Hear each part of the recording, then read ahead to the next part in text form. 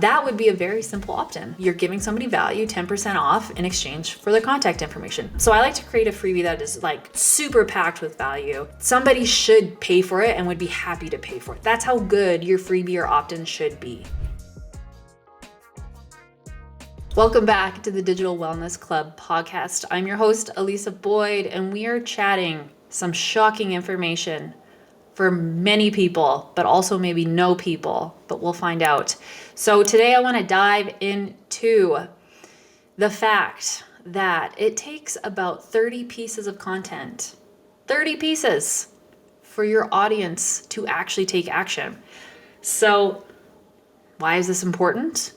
Well, social media is only one avenue. And that's a lot of content you got to put out. And a lot of your content doesn't have a super long shelf life. Say that 5 times fast.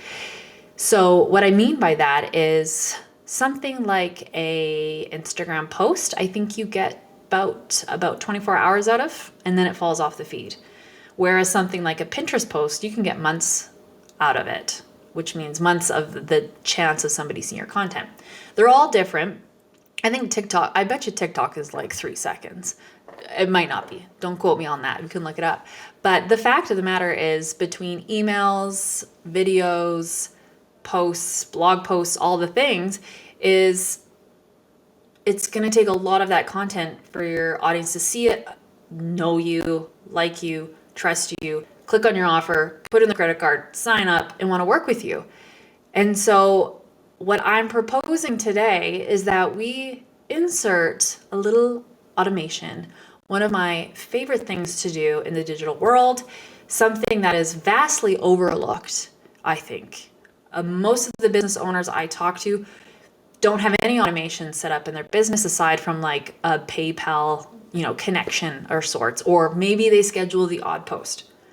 I'm talking about funnel automation. Now, do not get freaked out by the word funnel.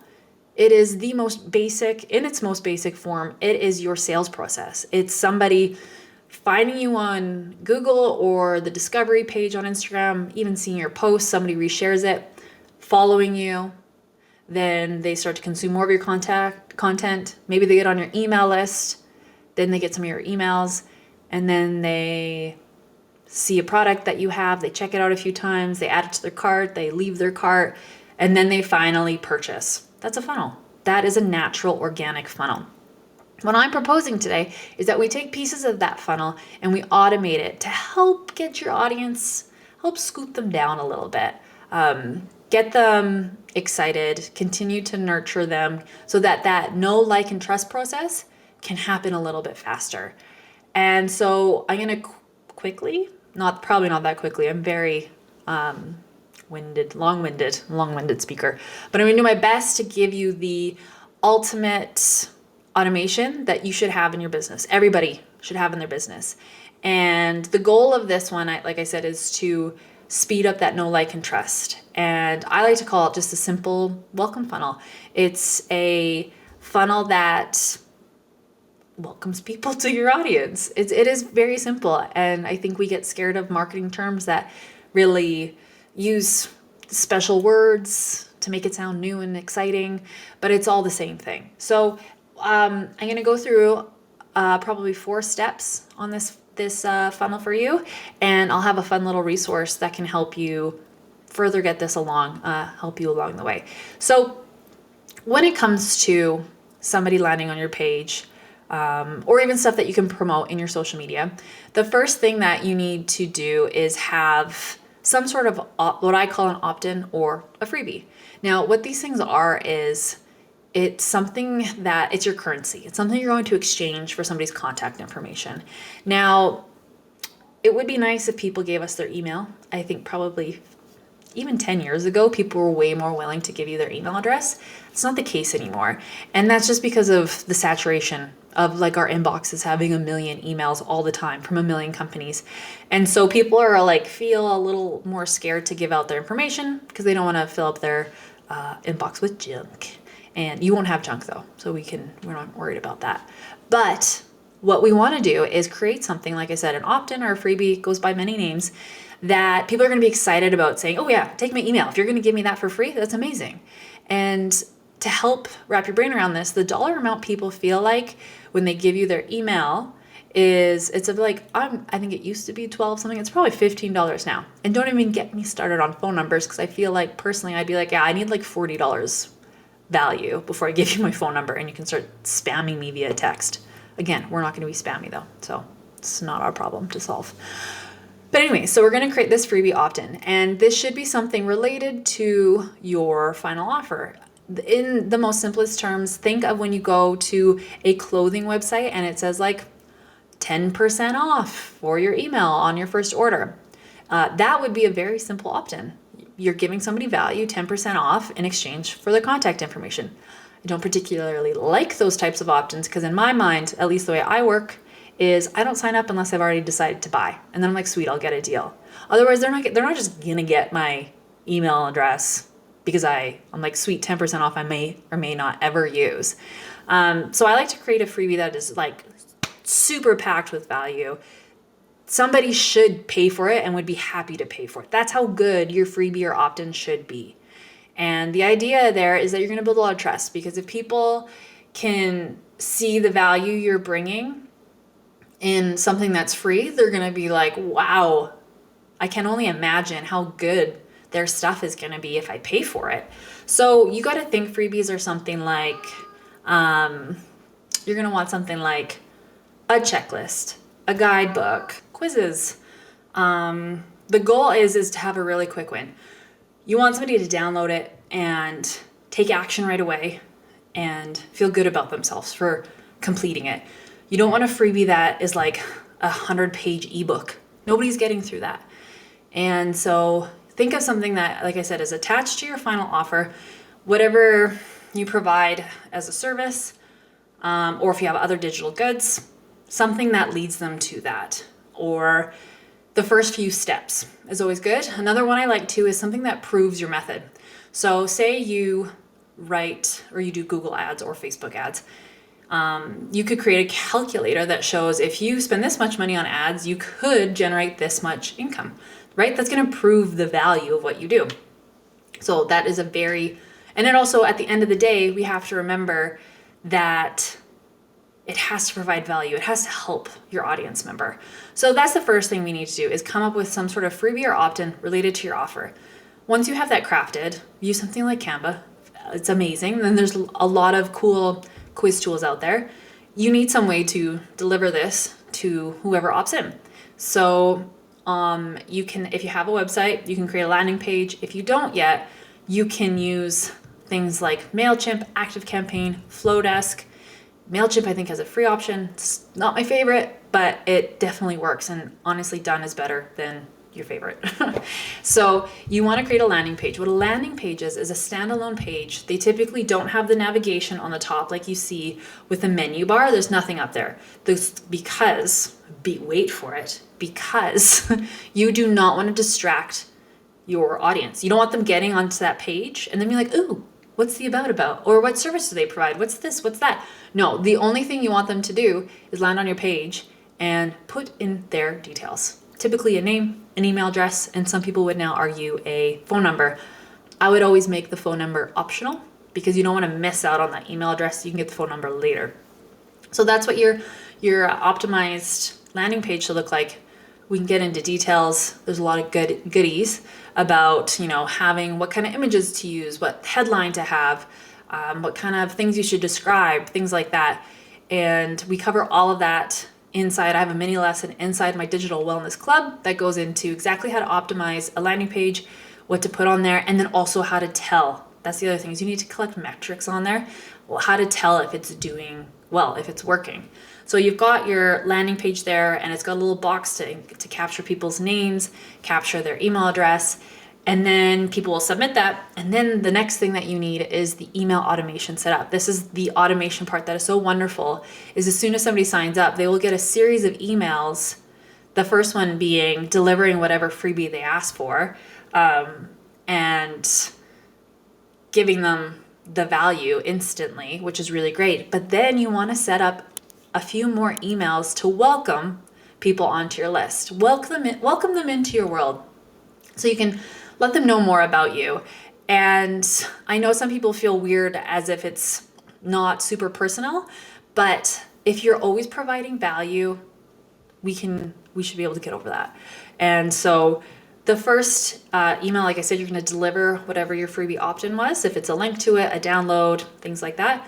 And then the next email is you want to introduce yourself. You want to give people a little bit about your story, because even if you did a social media post on it, maybe it's in your highlights, there's a good chance that they didn't see it, or if they did, it didn't register, like I said. So you want to give a little bit about your story, a little bit of what they can expect. Are you going to be sending newsletters? Maybe you don't send any newsletters. Maybe you only send promotional stuff. You want to also, I like to include more places they can find you, where you like to hang out, like on Pinterest or LinkedIn. Maybe you have a blog, maybe you have a podcast, YouTube channel, who knows what it is. Include those things in these emails. You want to just start getting more ingrained in their life. And like I said, having clear expectations will help people know what they signed up for. So they're not just like, wow, Elisa's sending me 20 emails a week. Gross. I didn't sign up for that. Where I say I send email once a week, sometimes twice a week. And so yeah, that's a great email to have.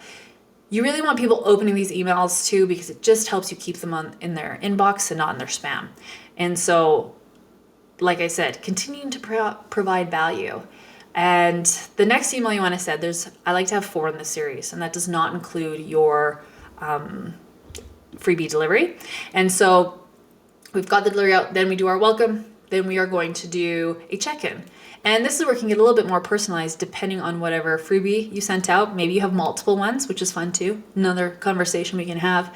But you want to check in and ask how they did and be specific of what the outcome of your freebie or option was.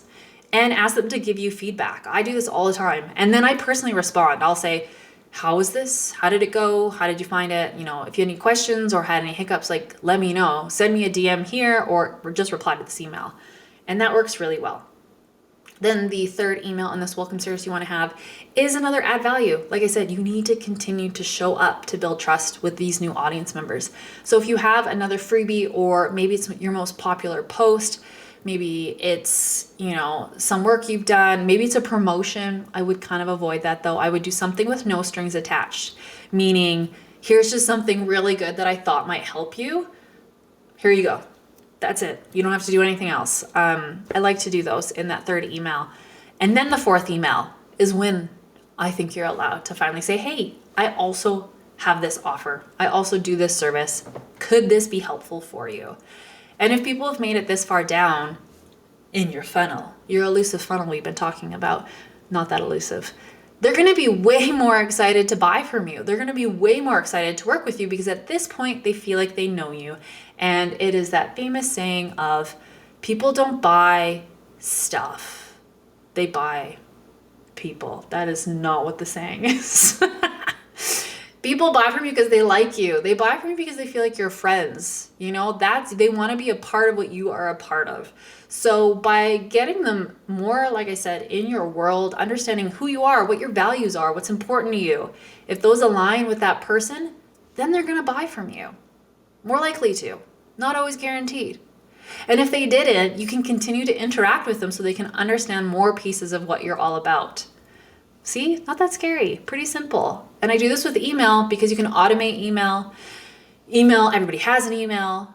Everybody checks their email. It is one of the best ways to check your ROI, return on investment, where social media, you just don't know. It's a way harder to track. Also, why would I choose email over other funnels off the get-go? Because you can implement these type of automations on all other platforms. I also like to go with email because you own those followers. You own that list. How many times have we seen now Instagram is not working today for whatever reason? Who knows what they're doing? We don't know what they're doing back there. What if that's all you had and then you can't reach your audience anyway? That's not good. You can't have a solid foundation on that. So email is by far the best way to make sure that you stay in contact with your audience. And you can track that really easily. You can connect some of your stores. I can always tell, and with my clients, I've always been able to tell when there's a clear spike. It's usually because we've sent out an email campaign. And there's lots of different email campaigns. Again, another story for another day. But my challenge for you this week or month or whatever time frame you want to give it, make it sooner than later, is create this type of funnel. If you already have one, maybe revisit it. I like to check my funnels once a quarter. I'd like to. I don't always. I'd like to. Just to make sure everything's still relevant. Make sure that your welcome email is still relevant. Make sure your freebie is doing well. Again, check those metrics. You want to be checking, opt-in rates versus page views to make sure you can really see if people are picking up what you're putting down. Because if you had, 1,000 people get to your page, and one person opted in, it's not very good. Okay, we're going to want to work on that. And that's, again, it's all parts of the puzzle. This is why I really believe in holistic marketing rooted in your values, because we're going to get this set up, but you also need to get people there, right? That's the other piece of the puzzle. And that's where social media typically comes into place, because it's the easiest, quickest way to reach people. And we can create really fun strategies to get people excited to come to your opt-in. So I hope that you take this challenge and go out and create your first automation. It is, once it's set, you can kind of forget it, which is really nice. And you don't have to think about it. Nurturing your audience on the fly while you're having a coffee, chilling out, it's like chef's kiss. It's like so great. That's why I'm into the digital marketing world, is because there's so many things that we can do in our business to continue growing and expanding while we get back to doing what we really love doing. Because most business owners did not get into their business to create automations and post on social media and do reels and TikToks and all these things. You got into your business because you want to help people doing what you love doing. And that's what we're going to do. That's what we're going to do here, folks. So stick around. We got a lot more good stuff coming up. If you want more details on this, send me a note, or also head to my website at alisajanks.com. It will be in some notes somewhere, show notes, depending where you're watching or listening. And like I said, I also have mini courses on this stuff. Like, I love this stuff. So that's why it's my jam to share it with you. And good luck. Put it out there. Test it. Done is better than not done. So just do it. Just do the dang thing, friends. And thanks so much for joining me. We'll see you next time.